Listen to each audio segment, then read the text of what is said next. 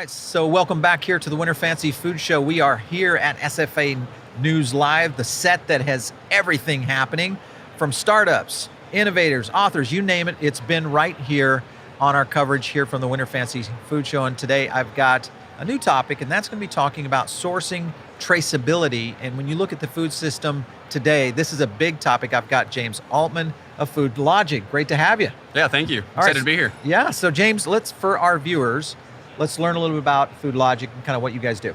Yeah, so FoodLogiQ is an industry leader in terms of food safety compliance, supply chain traceability, and transparency. Yeah. We are based in Raleigh-Durham, been in business since 2006, and we are one of the most comprehensive data-driven software platforms for the food space today that allows the full gamut of traceability and food safety management, from finding approved suppliers, managing those, as the years go on, to actually dealing with internal food safety compliance, these incidents that occur along the way, and then actually tracing where all the products are on that batch lot level to be able to recall them if something ever does occur. Yeah.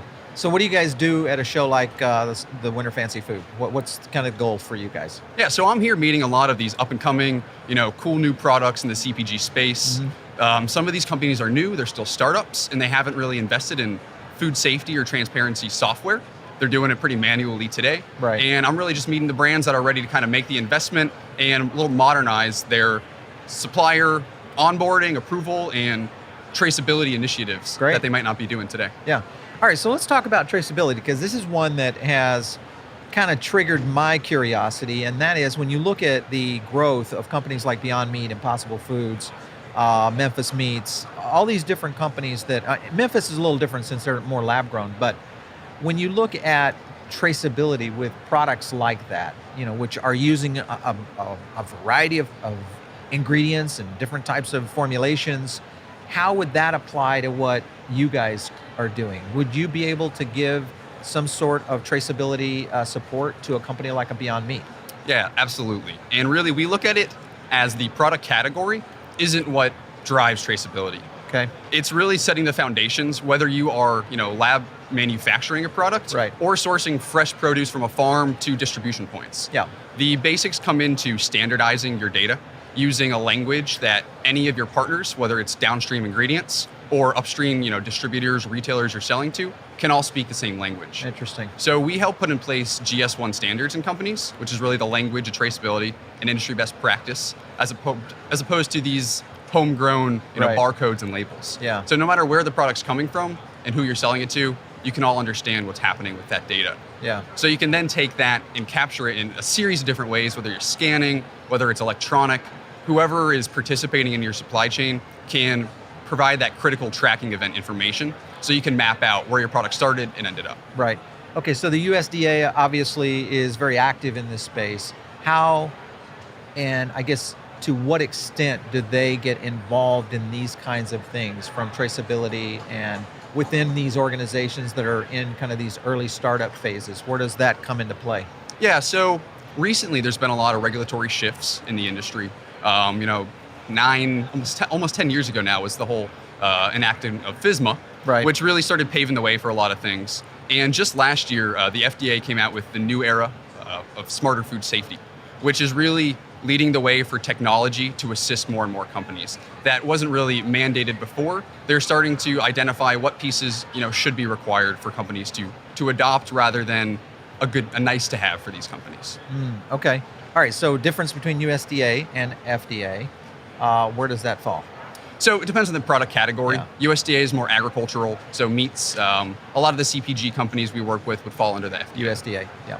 All right, okay, so let's talk about food manufacturing, because that's obviously on the minds of a lot of these people here that are making products for the specialty food market. They're dealing with pretty much a new era in food manufacturing, a lot of new technology, a lot of new processes that are being utilized with a lot of new ingredients. What are you guys seeing in terms of food innovation around manufacturing?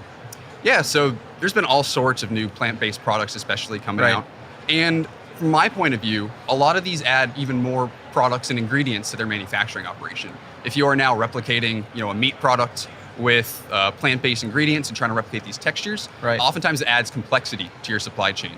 And that's where we really come in and help these companies, all right, Now you're sourcing from 100 suppliers. Sure. How do you keep track of those non-GMO certifications, these Right. organic things? Yeah. So it's adding more work to them, and we're trying to take that off their plate. Okay, all right. So that's an interesting scenario with these new movements, these alternatives that we're dealing with here in the food system. So obviously we saw, I guess in the last 5 or 10 years, we've seen maybe 5 to 10 new entrants in the milk category. Now we've seen the oat milk really kind of Absolutely. take off. Obviously in meat, now we're seeing it in seafood, where a lot of this faux material or faux product is coming out. Yeah. What are your thoughts on that, where these alternatives are kind of taking over some major categories in the food system? Yeah, we think it's great. There's a lot of, I think the term's the flexitarians. You're not a vegetarian, but you're willing to try these other products. Yep. I think it adds a great variety, especially for those who are the vegetarians, the vegans who need it. Growing up from a young age, my sister was a vegetarian, eventually a vegan. So we became a vegetarian household for my mom's sake. So I grew up drinking soy milk and all those things, and I wasn't the biggest fan. But as you mentioned, like the oat milk, Yeah. there's so many different types and varieties that people who either want to or need to follow these, trends, there's the variety to find something you actually enjoy and like, Yeah, as opposed sure. to, just what's available. Right, yeah. Well, it's definitely the case now with consumers. They've got such an amazing choice array especially with all these specialty products that are hitting the market. I continue to see this in both retail food, even down at the level of a coffee shop. Now there's 4 or 5 different types of milk ingredients that you can use in your coffee. So it's going to be interesting to see the growth. All right, so what are you guys looking for in the next couple of years? So we've seen kind of this movement, obviously, into plant-based.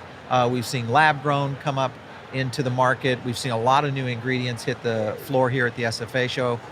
What are you guys seeing? Yeah, so I think the most exciting thing that we see coming at us is really this new era of smarter food safety. Okay. It's just more companies using smarter technology to continue doing what they're doing. Yeah. Still in today's day and age, there's over 50 million cases of foodborne illness Yep. in the U.S. reported by the CDC. Tons of this is going underreported. Just how often do you report this? That happened to you? You don't do that.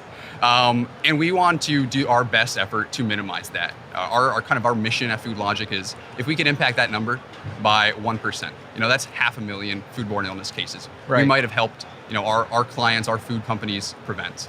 And that's really kind of what gets us out of bed in the morning, what drives us continue doing what we're doing, Food safety. and help these companies, improve their processes. I have a last question for you, and it's one that I often ask to a lot of people, and that is when you look at particular critical scenarios that are happening in our food system.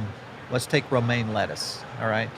So romaine lettuce has had a couple of hits in the last couple of years. It's almost been to the T in terms of date annually. Why is that? What's going on here with romaine lettuce that would cause a hit in 2018 and another hit in 2019, almost literally to the week? Yeah. What's happening there? So there's a lot of environmental and operational things that occur with the growing seasons, the temperature of the air that contributes to the likelihood of the E. coli popping up in the products. Okay. And from our point of view, I'm not in the operations side of preventing that from starting in the first place. Yeah. But what we can do is help map, where this product's starting. Right. A lot of companies are, combining several lots together into these prepackaged bags. Yeah. And we can bring that level of traceability to say, all right, these 4 farms could be in this product. Uh-huh. So when something does occur, giving the companies who bought it, these end retailers, the ability to really quickly, in a matter of minutes, if not hours, instead of weeks, You can shut it down. pull it off the shelves Yeah. and prevent it from, getting to anyone else's place. Yeah, so that's the good part of FoodLogiQ right there. I mean, that to me is a super value to both the suppliers and the manufacturers, and it's a great service, obviously, to the consuming public. So, James, been great having you on the show today. Thanks for stopping in. Awesome. Appreciate it. All right. Okay, so for you guys listening in right here at the Winter Fancy Food Show, make sure and stay tuned because we have more great coverage coming to you right here. We'll catch you soon.